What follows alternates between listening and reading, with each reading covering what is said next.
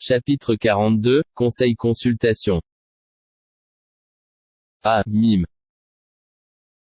AI accent circonflexe N, Saint, Q à accent circonflexe F. C'est ainsi qu'Allah, le puissant, le sage, te fait des révélations, comme à ceux qui ont vécu avant toi. À lui appartient ce qui est dans les cieux et ce qui est sur la terre. Et il est le sublime, le très grand. Peu s'en faut que les cieux ne se fendent depuis leur fête quand les anges glorifient leur Seigneur, célèbrent ses louanges et implorent le pardon pour ceux qui sont sur la terre. Allah est certes le pardonneur, le très miséricordieux. Et quant à ceux qui prennent des protecteurs en dehors de lui, Allah veille à ce qu'ils font. Et tu n'es pas pour eux un garant. Et c'est ainsi que nous t'avons révélé un Coran arabe, afin que tu avertisses la mère des cités, la Mecque, et ses alentours et que tu avertisses du jour du rassemblement, sur lequel il n'y a pas de doute, un groupe au paradis et un groupe dans la fournaise ardente. Et si Allah avait voulu, il en aurait fait une seule communauté. Et il fait entrer qui il veut dans sa miséricorde. Et les injustes n'auront ni maître ni secoureur. Ont-ils pris des maîtres en dehors de lui? C'est Allah qui est le seul maître et c'est lui qui redonne la vie aux morts, et c'est lui qui est omnipotent. Sur toutes vos divergences, le jugement appartient à Allah. Tel est Allah mon Seigneur, en lui je place ma confiance et c'est à lui que je retourne repentant. Créateur des cieux et de la terre. Il vous a donné des épouses issues, de vous-même et des bestiaux par couple, par ce moyen il vous multiplie. Il n'y a rien qui lui ressemble, et c'est lui l'audient, le clairvoyant. Il possède les clés, des trésors, des cieux et de la terre. Il attribue ses dons avec largesse, ou les restreint à qui il veut. Certes, il est omniscient. Il vous a légiféré en matière de religion, ce qu'il avait enjoint à Noé, ce que nous t'avons révélé, ainsi que ce que nous avons enjoint à Abraham, à Moïse et à Jésus, établissez la religion, et n'en faites pas un sujet de division. Ce à quoi tu appelles les associateurs leur paraît énorme. Allah élit et rapproche de lui qui il veut et guide vers lui celui qui se repent. Ils ne se sont divisés qu'après avoir reçu la science et ceci par rivalité entre eux. Et si ce n'était une parole préalable de ton Seigneur pour un terme fixé, on aurait certainement tranché entre eux. Ceux à qui le livre a été donné en héritage après eux sont vraiment à son sujet, dans un doute troublant. Appelle donc, les gens, à cela, reste droit comme il t'a été commandé, ne suis pas leur passion, et dis, je crois en tout ce qu'Allah a fait descendre comme livre, et il m'a été commandé d'être équitable entre vous. Allah est notre Seigneur et votre Seigneur. À nous nos œuvres et à vous vos œuvres. Aucun argument ne peut trancher entre nous et vous. Allah nous regroupera tous, et vers lui est la destination. Et ceux qui discutent au sujet d'Allah, après qu'il a été répondu à son appel, leur argumentation est auprès d'Allah sans valeur. Une colère tombera sur eux et ils auront un dur châtiment. C'est Allah qui a fait descendre le livre en toute vérité, ainsi que la balance. Et qu'en sais-tu, peut-être que l'heure est proche? Ceux qui n'y croient pas cherchent à la hâter, tandis que ceux qui croient en sont craintifs et savent quelle est la pure vérité. Et ceux qui discutent à propos de l'heure sont dans un égarement lointain. Allah est doux envers ses serviteurs. Il attribue, ses biens, à qui il veut. Et c'est lui le fort, le puissant. Quiconque désire labourer, le champ, de la vie future, nous augmenterons pour lui son labour. Quiconque désire labourer, le champ, de la présente vie, nous lui en accorderons de ses jouissances. Et il n'aura pas de part dans l'au-delà. Ou bien aurait-il des associés, à Allah, qui auraient établi pour eux des lois religieuses qu'Allah n'a jamais permises? Or, si l'arrêt décisif n'avait pas été prononcé, il aurait été tranché entre eux. Les injustes auront certes un châtiment douloureux. Tu verras les injustes épouvantés par ce qu'ils ont fait, et le châtiment s'abattra sur eux, inéluctablement.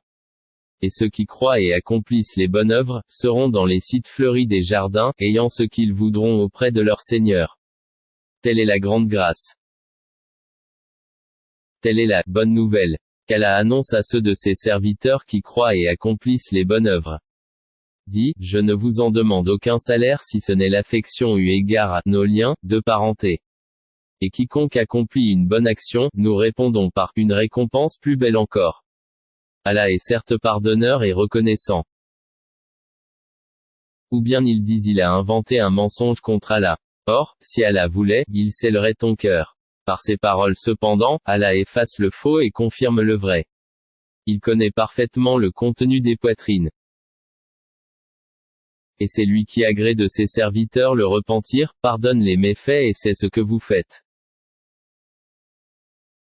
Et exauce les vœux de ceux qui croient et accomplissent les bonnes œuvres et leur accroît sa faveur, tandis que les mécréants ont un dur châtiment. Si Allah attribuait ses dons avec largesse à tous ses serviteurs, il commettrait des abus sur la terre, mais il fait descendre avec mesure ce qu'il veut. Il connaît parfaitement ses serviteurs et en est clairvoyant. Et c'est lui qui fait descendre la pluie après qu'on en a désespéré, et répand sa miséricorde. Et c'est lui le maître, le digne de louange. Parmi ses preuves est la création des cieux et de la terre et des êtres vivants qu'il y a disséminés.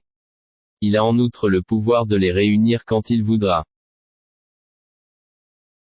Tout malheur qui vous atteint est dû à ce que vos mains ont acquis. Et il pardonne beaucoup.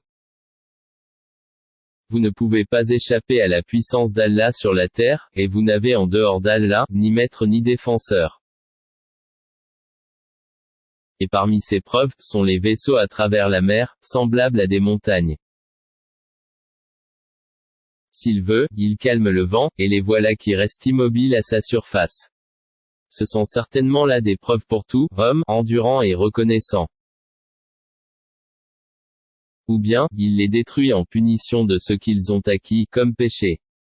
Cependant, il pardonne beaucoup. Ceux qui disputent à propos de nos preuves savent bien qu'ils n'ont pas d'échappatoire. Tout ce qui vous a été donné, comme bien, n'est que jouissance de la vie présente, mais ce qui est auprès d'Allah est meilleur et plus durable pour ceux qui ont cru et qui placent leur confiance en leur Seigneur. Qui évite de commettre les péchés les plus graves ainsi que les turpitudes, et qui pardonne après s'être mis en colère. Qui répondent à l'appel de leur Seigneur, accomplissent la salat, se consultent entre eux à propos de leurs affaires, dépensent de ce que nous leur attribuons. Et qui, atteint par l'injustice, riposte. La sanction d'une mauvaise action est une mauvaise action, une peine, identique. Mais quiconque pardonne et réforme, son salaire incombe à Allah. Il n'aime point les injustes. Quant à ceux qui ripostent après avoir été lésés, cela pas de voie, recours légal, contre eux. Il n'y a de voie, de recours, que contre ceux qui lèsent les gens et commettent des abus, contrairement au droit, sur la terre, ceux-là auront un châtiment douloureux. Et celui qui endure et pardonne, cela en vérité, fait partie des bonnes dispositions et de la résolution dans les affaires. Et quiconque Allah égare n'a aucun protecteur après lui. Cependant tu verras les injustes dire, en voyant le châtiment, y a-t-il un moyen de retourner, sur terre? Et tu les verras exposés devant l'enfer, confondus dans l'avilissement, et regardant d'un œil furtif, tandis que ceux qui ont cru diront, les perdants sont certes, ceux qui au jour de la résurrection font leur propre perte et celle de leur famille. Les injustes subiront certes un châtiment permanent. Ils n'auront pas de protecteur en dehors d'Allah pour les secourir et quiconque Allah égare n'a plus aucune voie.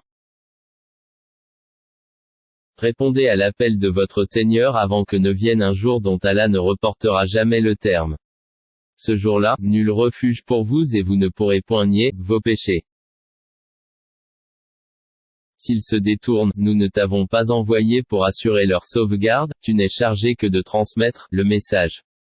Et lorsque nous faisons goûter à l'homme une miséricorde venant de nous, il en exulte, mais si un malheur les atteint pour ce que leurs mains ont perpétré, l'homme est alors très ingrat. À Allah appartient la royauté des cieux et de la terre. Il crée ce qu'il veut. Il fait don de filles à qui il veut, et don de garçons à qui il veut. Ou bien il donne à la fois garçons et filles, et il rend stérile qui il veut. Il est certes omniscient et omnipotent.